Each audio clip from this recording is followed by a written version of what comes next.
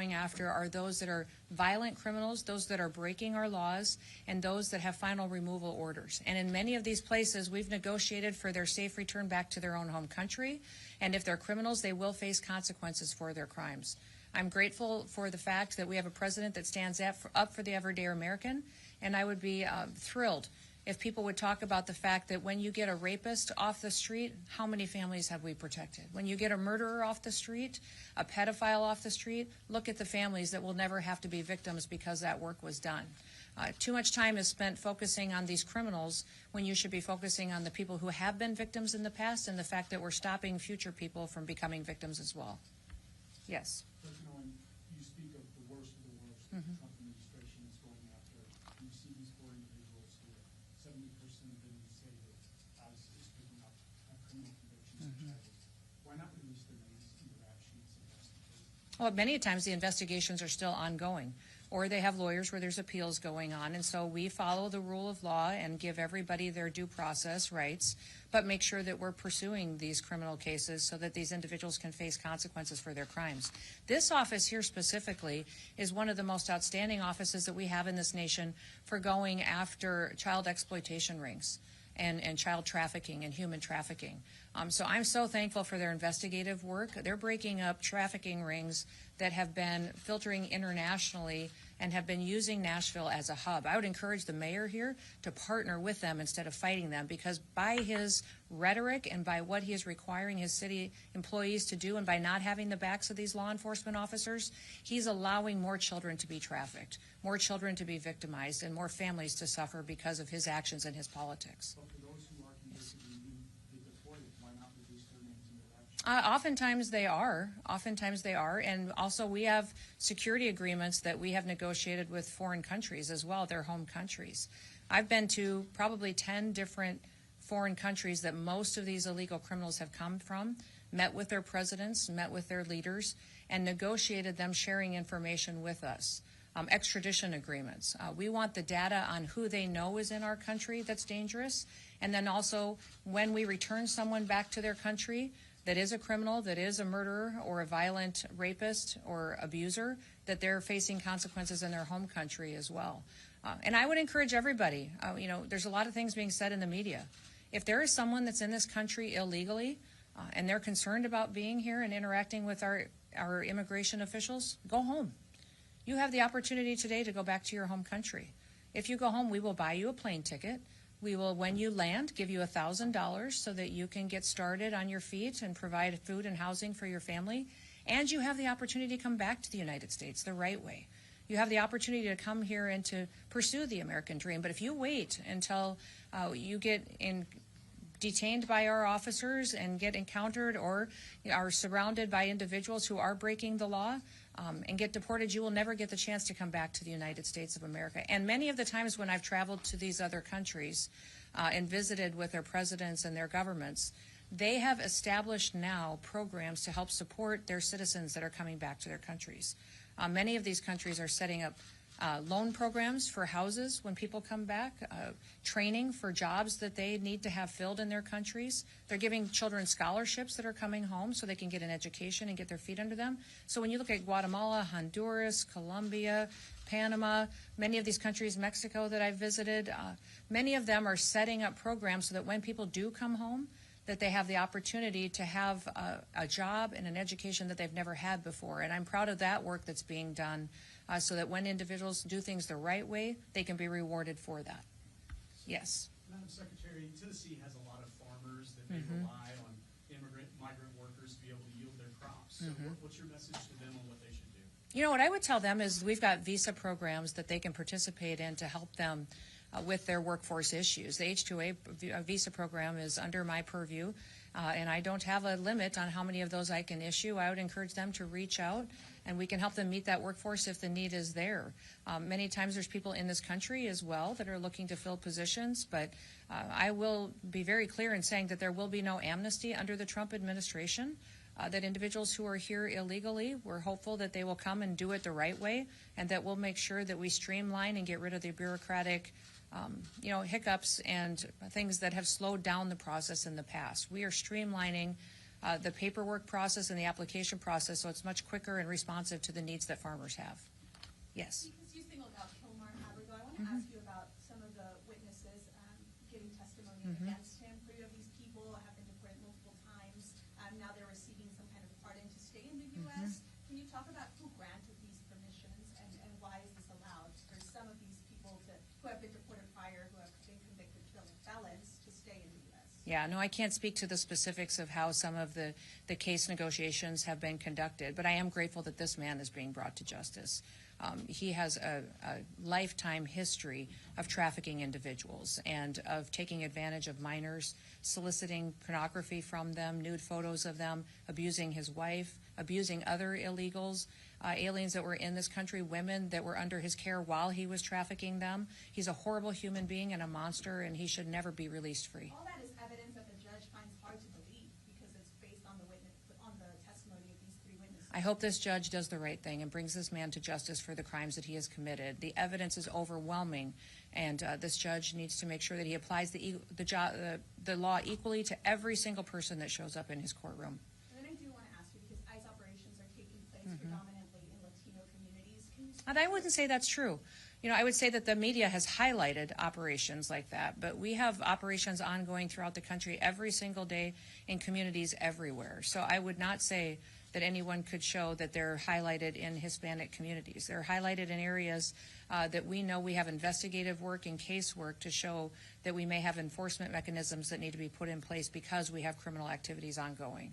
Well, my audience is predominantly Latino, so they kind of every day say they're fearful because a lot of people have been targeted based on their skin color, not necessarily. That is not their true. legal status. And so that has been another false narrative that has been put out there in the media that I absolutely want to throw back at you and say that is absolutely false, and don't you dare ever say that again.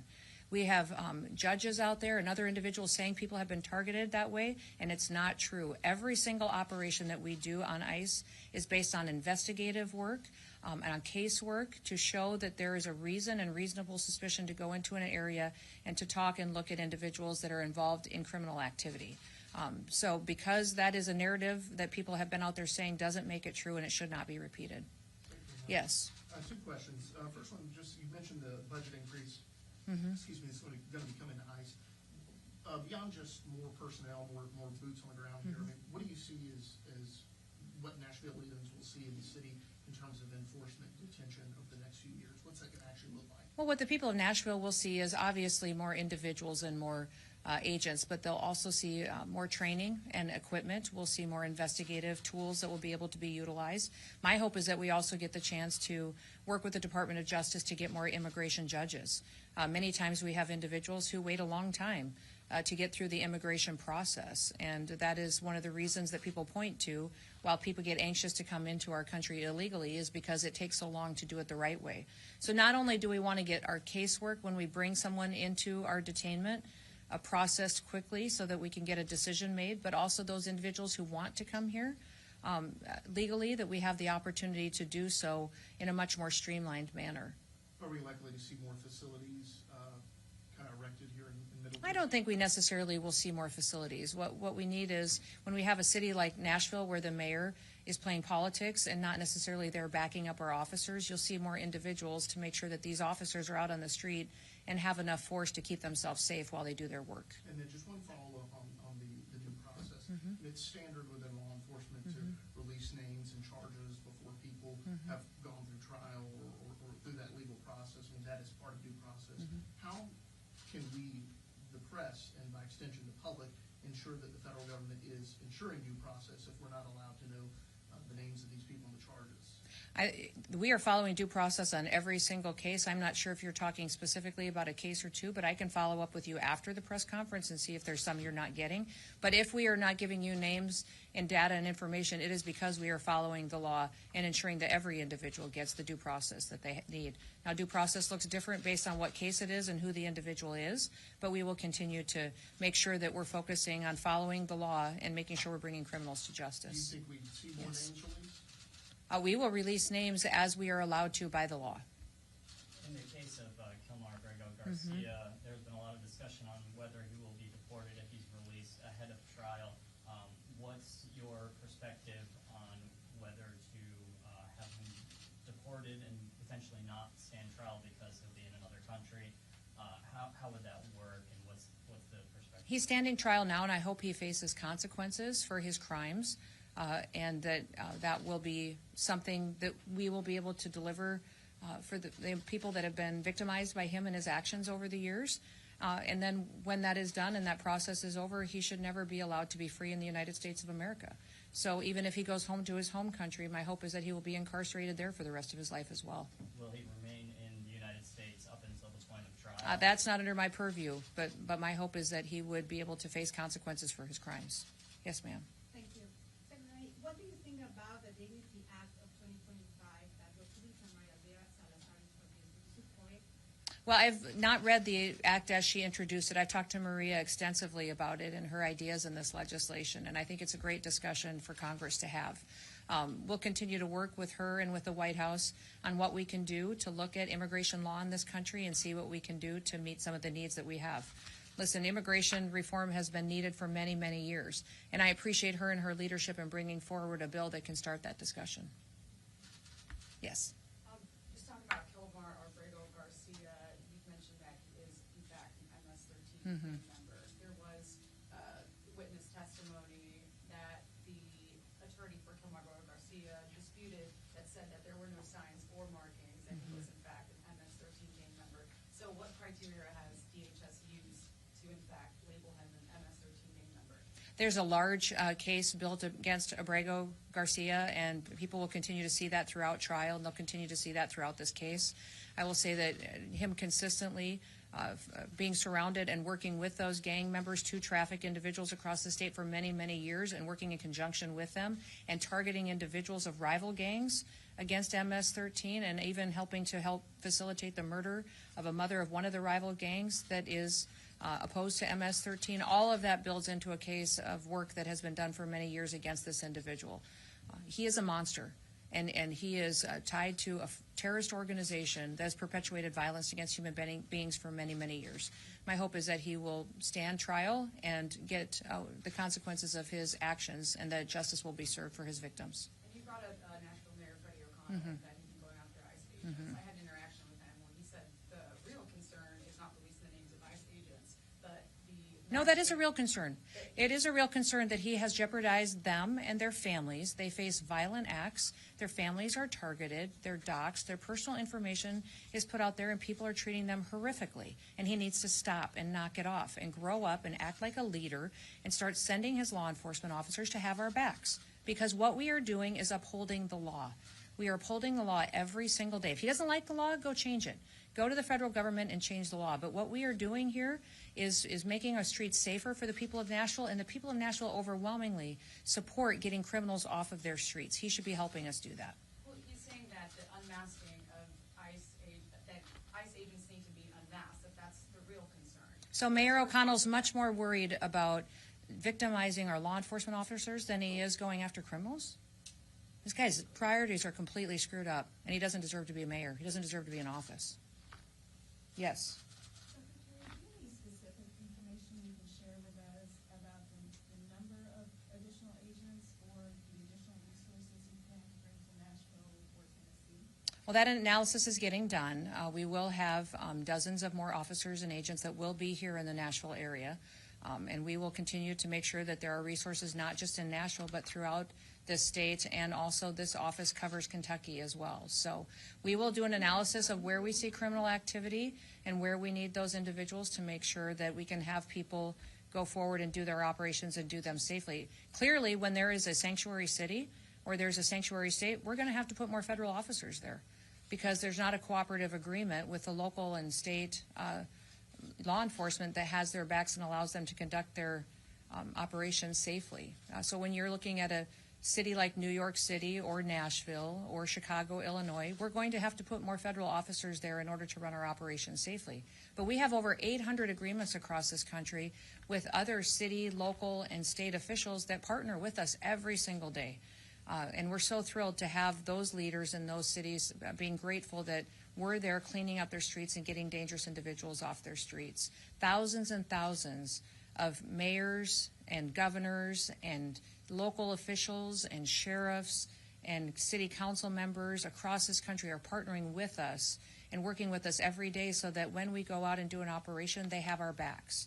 And they're helping us secure locations, and they're partnering with us. It's unfortunate we don't have that kind of working relationship here in Nashville.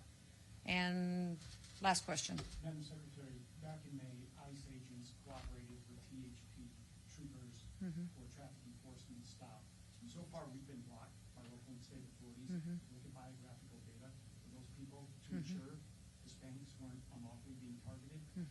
Will ICE release that data if locals won't? Do you have any indication that anybody was targeted just specifically because of what their race or creed was? CAD reports that I have right now on those show disproportionately Hispanic people being stopped and detained. Every single enforcement action that we have, every single enforcement operation that we have conducted has been based on a casework and investigative reports on criminal activities and where we know that there is those types of things going on and individuals are located. Would you suggest All right, they release good. that information out to the We will release any information that's available that we can according to the law. And we have been extremely transparent. This has been the most transparent administration that we have had in a very long time on operations that we have on the ground. And that's one of the things that makes me so proud to work for President Trump, is that he has been an open book on making sure that he's following through on exactly what the American people have asked him to do. Focus on, number one, securing the border. For 2 months in a row now, we have 0 illegal aliens that have crossed our borders and come into this country. And that is one thing that has done amazing results in making sure that we're keeping Americans safe. The second thing he has promised to do, that overwhelmingly the American people wanted him to, was to get the worst of the worst off of our streets. And so our focus is there, and that's what we will continue to do, is to provide operations that remove these murderers, rapists, pedophiles, and human traffickers and drug traffickers off of our streets. When you look at the table in front of me, these are all drugs and guns that have been taken off of the streets from this office and this area, this state, that are no longer out there killing our children, that are no longer out there perpetuating drug addiction and splitting up families and conducting violence on the streets. They have been brought into and taken away from criminals and terrorist organizations because of the work that these officers do. My hope is that we can continue to do this kind of work and do it in a way that makes sure that we're honoring our law enforcement officers and we're recognizing the rule of law needs to be enforced and enhanced here in the United States. That's what the American people demanded, and that's what President Trump is following through on. So thank you. You guys have a wonderful day. Terrorists who were arrested. Are you concerned about people impersonating ICE agents? Does it not make the U.S. less safe if you just deport terrorists instead of charge them and jail them? Thank you, guys. Appreciate it. Well done. You guys mind hanging out here?